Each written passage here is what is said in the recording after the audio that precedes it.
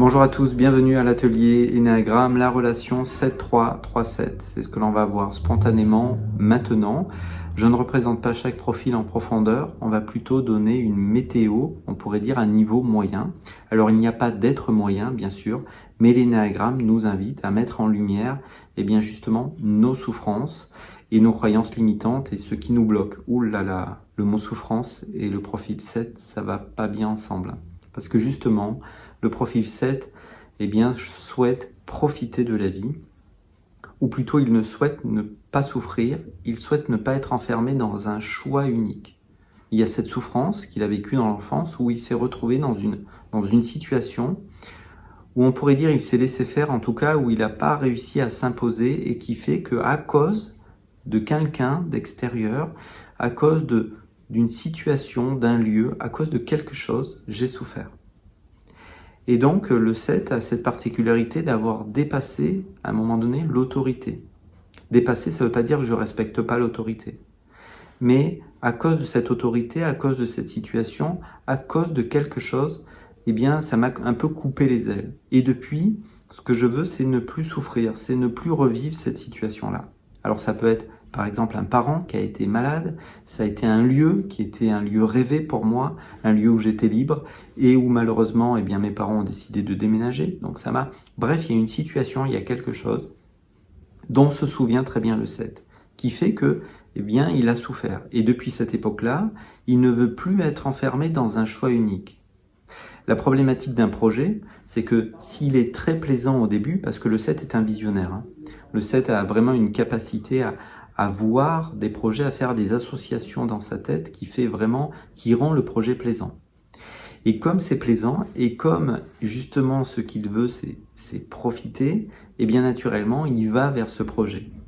Donc le 7 fait partie de ces profils qui sont tournés vers un futur plaisant.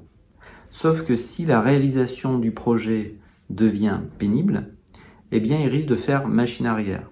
Il risque de s'ennuyer, il risque de se détourner du projet. Commençons à parler un petit peu du profil 3. Le 3, lui, ce qu'il veut, c'est réussir.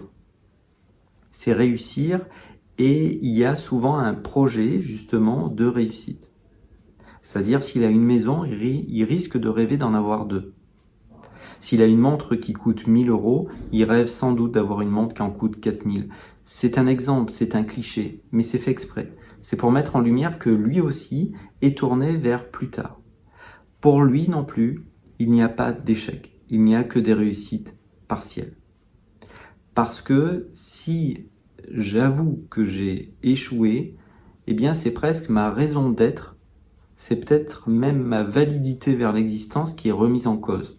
Ça semble dur dit comme ça, mais qu'est-ce qui s'est passé dans l'enfance à cause d'une situation, voilà, alors que je réussissais, en tout cas mes parents, en tout cas les gens que j'aime, ont eu tendance à moins m'aimer, j'ai moins été remarqué par mes parents ou les gens qui m'ont élevé, ou les gens qui étaient importants, quand je ne réussissais pas. Ou alors j'ai eu l'impression qu'au contraire, plus je réussissais, plus mes parents étaient fiers de moi, donc bref, plus j'ai de l'importance quand je réussis. Donc il a confondu à un moment donné sa valeur personnelle avec ses réussites. C'est pourquoi on pourrait dire qu'il est dans le paraître. Et on pourrait presque dire que le 7, lui aussi, est parfois dans le paraître. Paraître qui est, on pourrait dire, si on décompose le mot, ne pas être. Bien sûr, nous ne pouvons pas ne pas être. Être est notre nature première. Mais si j'étais réellement avec moi, et je ne peux être avec moi que dans le présent, alors je verrais peut-être des souffrances remonter. Et ça, je ne le veux pas. Parce que si je souffre, je suis un perdant. Et moi, ce que je veux être, c'est un winner, si je suis de profil 3. Donc, de la même manière, le 3, le 7, lui, rationalisation, c'est-à-dire il va avoir des comportements qui vont justement lui permettre de s'extraire de son malaise. C'est-à-dire les deux refusent un petit peu de se connecter à l'intérieur. Refusent l'intériorité. Alors, ça ne veut pas dire que c'est des êtres superficiels, ça veut dire que nous avons tous peur, d'une certaine manière, d'ouvrir, on va dire, la boîte de Pandore et regarder ce qu'il y a à l'intérieur. Alors forcément, tous les deux ont un chemin évolutif. Rappelons que le 3 est plutôt dans une action individuelle. Et d'une certaine manière, le 7 aussi. C'est-à-dire que le 3 court des réussites, le 7, lui, court des plaisirs. Donc on disait parfois, quand on présentait l'énéagramme, qu'il était facile de savoir si on était en présence d'un 7 ou d'un 3. C'est les deux seuls profils de l'énéagramme qui s'aiment, qui s'apprécient, qui s'aiment soi-même. C'est dur dit comme ça. Mais naturellement, ils vont pouvoir justifier leur comportement, notamment par les mécanismes de défense. Le 3, le mécanisme premier de défense, c'est l'identification. Le 3 a un mentor, en réalité. Il ne vous le dira pas forcément, mais il a un modèle et il rêve d'atteindre ce modèle. Il peut changer de modèle en cours de route, mais on pourrait dire qu'il y a une image on va dire, de la réussite suprême, totale, et il veut aller vers ça. Donc il court d'abord, dans une première partie de sa vie, une action individuelle. Le 3 évolue en 6, il va à un moment donné partir d'une action individuelle pour aller vers une action plus collective. C'est là où peut-être le 7 va pouvoir rentrer en jeu dans sa vie. Néanmoins, les deux sont mal à l'aise avec les échecs ou ce qui est ennuyeux. Le 3 est incapable de rester 2 heures sur une plage à lézarder. Il faut que ça bouge, il faut qu'il y ait un ballon, il faut qu'on aille courir, il faut qu'on fasse des choses. De la même manière, le 7 s'ennuie beaucoup du présent, il n'est jamais tout à fait ici, même quand vous avez l'impression que ça fait 1h30 qu'il est assis sur une chaise. En réalité, il n'est pas assis sur une chaise juste comme ça. Il y a son téléphone, un petit verre de vin, quelque chose qu'il fait. Ou alors, quand il est avec vous, il a déjà prévu ce qu'il fera plus tard. Les deux ont vraiment un esprit tourné vers l'extérieur. Donc revenons un petit peu en arrière. Le 3 évolue en 6. D'une action individuelle, il va à un moment donné pouvoir s'entourer d'une équipe. Mais il ne sera tout à fait à l'aise que quand il sera aux commandes de l'entreprise. C'est important pour lui. Il a besoin, c'est dans son ADN, d'être à la première place. On l'appelle parfois le compétiteur. Aïe, le 7 déteste l'autorité. Le 7 veut travailler en réseau. C'est pourquoi c'est souvent un boss qui est intéressant, en tout cas dans les premiers temps. Pourquoi ? Parce que il va permettre d'avancer tout le monde, il va aider tout le monde à avancer, on va dire, dans la bonne humeur. Parce que justement, comme il a lui-même dépassé l'autorité, il ne veut pas être vu, jugé comme une autorité qui serait délicate, pénible à vivre. En revanche, dès qu'un projet devient ennuyeux, plus plaisant mentalement, alors il risque de souffrir, donc il rejette ça. Donc il risque d'avoir du mal à s'investir durablement dans un projet qui devient pénible, ennuyeux. À ce titre-là, le 3, qui porte lui aussi cette blessure de trahison, pourrait se sentir trahi par le 7 qui pourrait abandonner ou dévier du projet. Au début, ils vont très bien s'entendre, le 3 et le 7, sur un projet. L'un va voir dans le projet cette capacité à réussir et l'autre va voir dans le projet une manière de prendre du plaisir. Parce que vraiment, il vit tellement au niveau mental, le 7, que des fois, le simple fait d'imaginer un projet le rend heureux. Mais, voilà, une fois encore, à moins que le 7 évolue en 5, le 7 évolue en 5, c'est-à-dire il va à un moment donné se remplir plus en profondeur, c'est son chemin évolutif, c'est-à-dire au lieu de papillonner tous les plaisirs physiques et mentaux, il va à un moment donné se tourner vers lui-même, il va commencer justement à se demander ce qui est important pour lui, et si ce qui est important pour lui, c'était justement le projet commencé par le 3, ou tous les deux d'ailleurs, par le 3 et le 7, alors forcément ça va faire des merveilles. Parce qu'il va s'investir, parce qu'il va nourrir effectivement pas un aspect manquant du 3, mais le 3 apporte une capacité d'action, c'est une machine à réussir réellement, et le 7 porte, on va dire, la compréhension. C'est-à-dire ils sont dans deux centres différents. Le 3 est dans le centre de l'image, c'est-à-dire que les motivations profondes, c'est l'envie d'être aimé, d'être validé, voilà, la reconnaissance des siens. C'est une drogue, la reconnaissance. Plus vous en avez, plus vous en voulez. C'est la problématique. Et le 7, lui, dans le centre mental. Donc lui, il a besoin que ça fasse du sens.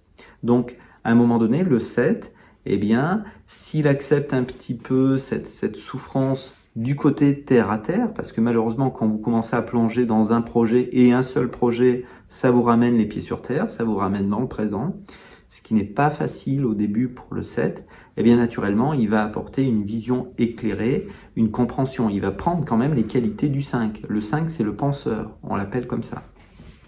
Donc il va passer d'une position, le 7 qu'on appelle parfois d'épicurien, où je prends un petit peu de tout, à une position où je me concentre sur une tâche particulière. Et là forcément, et j'ai envie pas forcément de finir la vidéo là-dessus, mais il faut toujours l'évoquer, toutes les relations sont compliquées quand les profils sont en souffrance, mais quand on commence un chemin évolutif, quel que soit le profil, tout sera simple.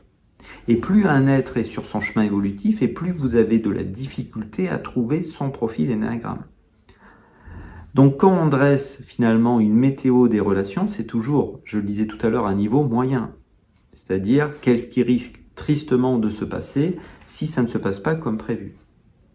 Alors bien sûr, ils risquent tous les deux au début du projet de se sentir pousser des ailes, et parfois c'est la réalité qui les rattrape, c'est-à-dire que, eh bien, il peut y avoir un événement, quelque chose qui n'était pas prévu et qui est eh bien difficile à vivre, aussi bien pour l'un que pour l'autre.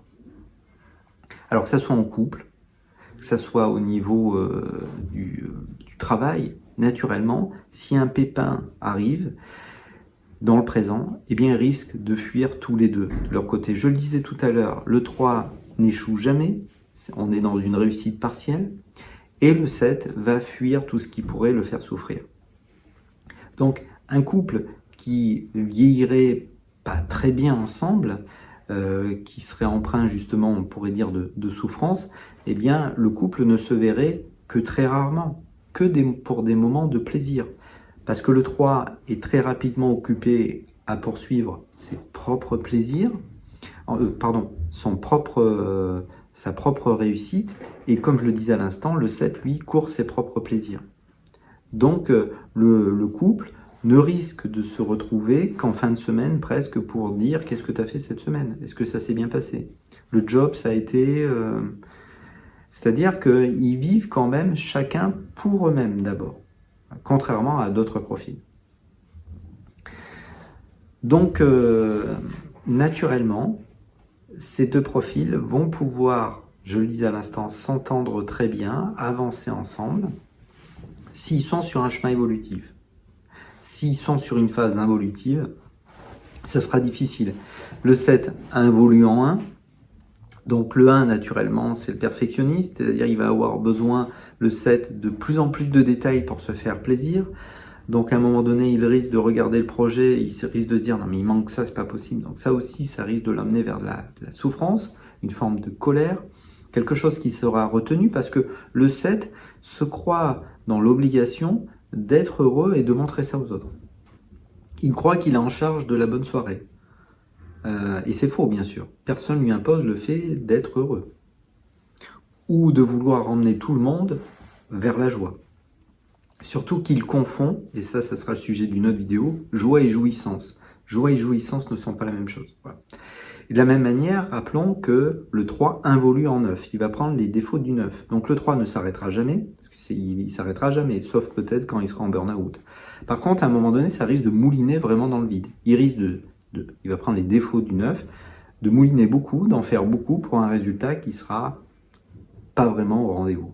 Et là aussi, s'il sent que le résultat n'est pas au rendez-vous, le 7 risque de fuir. Parce que le 7, naturellement, a du mal avec l'autorité, surtout quand elle est en souffrance. Hein. L'autorité et la souffrance, et inversement, le 3, voilà, si on fait un tout petit rappel, risque de ne plus comprendre au bout d'un moment le comportement du 7 qui, d'un seul coup, a fui la situation. Voilà ce qui me venait pour cette relation. Un petit pouce, vous abonner. C'est un moment de partage spontané, hein, donc ne prenez bien sûr que ce qui est bon pour vous. Peut-être à bientôt là. Au revoir.